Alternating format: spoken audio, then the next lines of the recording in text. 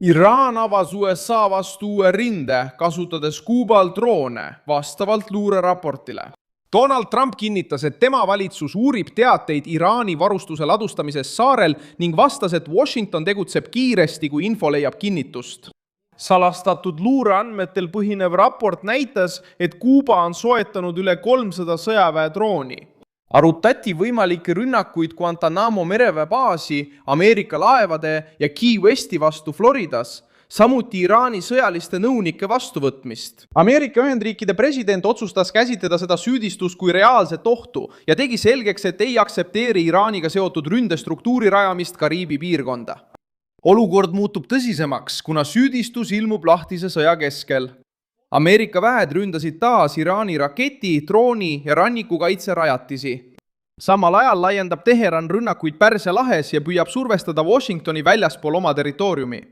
Kuuba ilmub siis selle vaidluse võimaliku laiendusena, olles Ameerika territooriumi lähedal ja Hiina poliitilise kaitse all. Juba ainuüksi see võimalus on Valges Majas tõsise häirekella käima pannud. Mida Iraan võiks Kuubas hoida?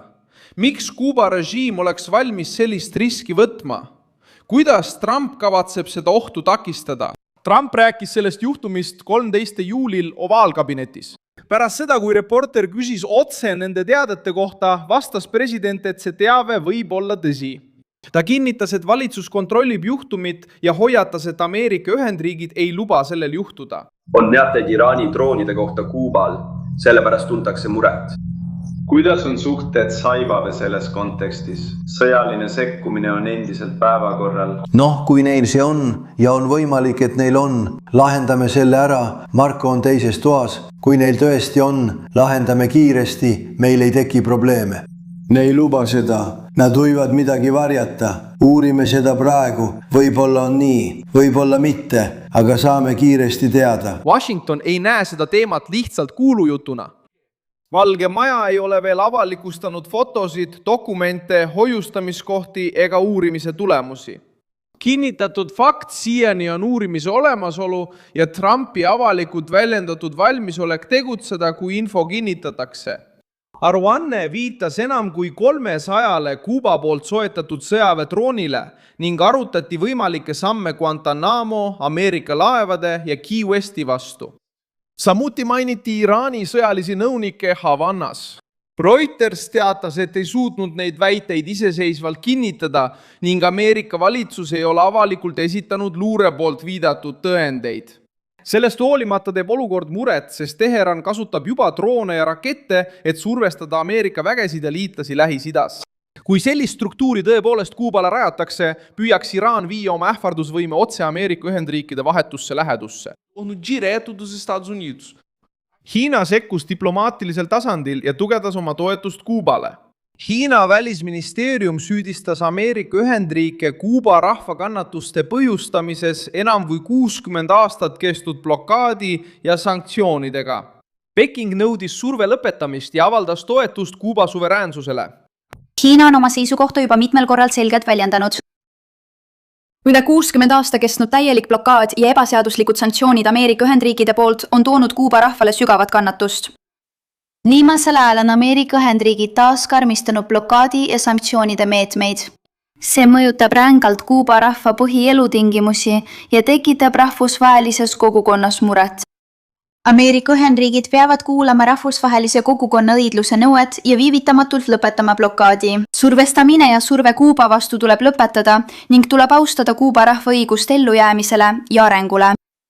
Hiina toetab kindlalt Kuubat riikliku suveräänsuse kaitsmisel ja välissekkumisele vastu seismisel.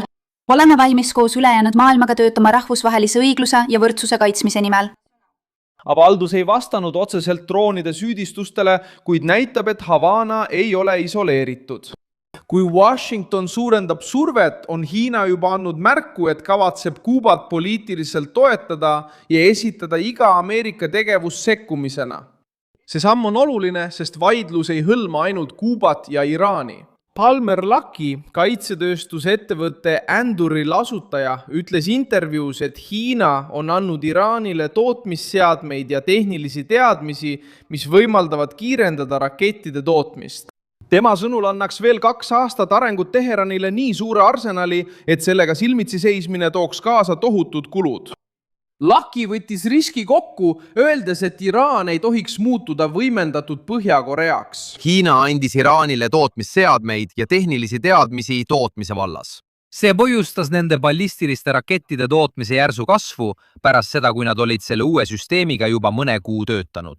Kui oleksime lasknud neil niimoodi jätkata 2 aastat, oleks nende arsenal olnud nii suur, et me ei oleks kunagi saanud endale lubada tegutsemist. Nad ehitaksid tuumarelvi ja ründaksid liitlasi, ilma et me suudaksime reageerida. See on Põhja-Korea stsenaarium. Ja Põhja-Koreal on nii palju suurtükiväge mägedes koondatud, et me ei saa mõeldagi nende vastu midagi teha, eks. Nad ehitavad tuumarelvi. Midagi pole teha, sest nad hävitavad Souli 50 aasta vanuste relvadega. Seega arvan, et kõige tugevam argument on see, et me ei saa lasta Iraani olukorral muutuda veelgi võimsamaks Põhja-Koreaks. Kriis Kuubal ilmneb samal ajal, kui USA ja Iraani vaheline vastasseis Hormuzi väinas on taas pingestunud. Liibanon astub samuti samme, et vähendada Iraani mõju. President Joseph Aounil on 21. juulil Valges Majas kohtumine Trumpiga, mis on esimene isiklik kontakt nende 2 juhi vahel.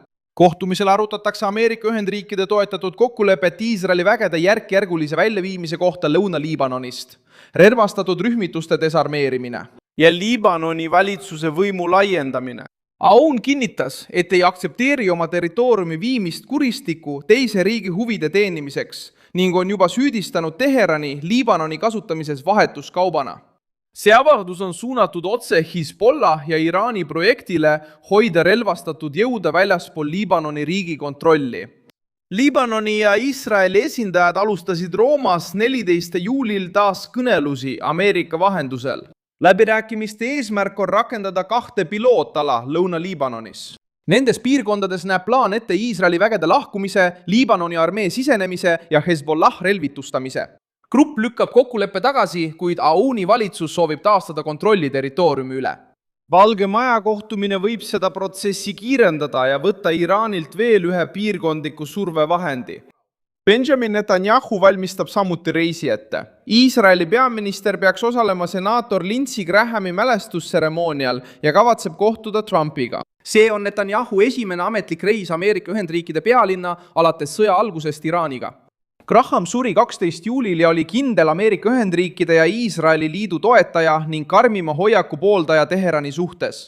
Netanyahu kohalolek seab Iraani taas Valge Maja vestluste keskmesse, nüüd koos Kuuba hoiatusega, operatsioonidega Pärsia lahes ja läbirääkimistega Liibanoni üle. Teine juhtum suurendas pingeid Hormuzi väinas 14. juulil.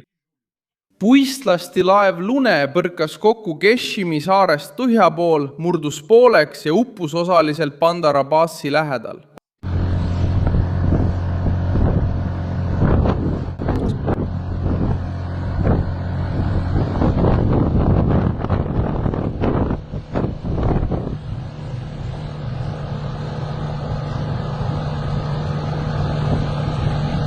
Iraani sadamate ja merendusasjade organisatsioon kinnitas laeva hukkumist, mida merendusallikad seostavad kokkupõrkega Kesheni saarest põhja pool, mida raskendas laeva 32-aastane vanus. Kuulujutud triivivast miinist levisid kiiresti seoses piirkonna praeguse olukorraga. Washington seisab silmitsi survevõrgustikuga, mis läbib Iraani, ulatub Liibanoni, saab diplomaatilist toetust Hiinalt ja jõuab nüüd Kariibidele läbi tõsise süüdistuse, mis on veel uurimisel. Kui luure kinnitab selle struktuuri olemasolu, on Kuuba asetanud saare otse kriisi keskmesse suhetes Ameerika Ühendriikidega. Just siis, kui Teheran seisab silmitsi rünnakutega oma sõjalise võimekuse vastu ja kaotab poliitilist mõju endiste liitlaste seas. Suur tänu, et vaatasite seda videot lõpuni. Toetage meie projekti ja aidake rahaliselt kasutades ekraanil kuvatavat Pixi võtit. Oleme sõltumatu kanal, mille eesmärk on hoida teid tõega kursis. Teie panus aitab meil jätkata tegutsemist.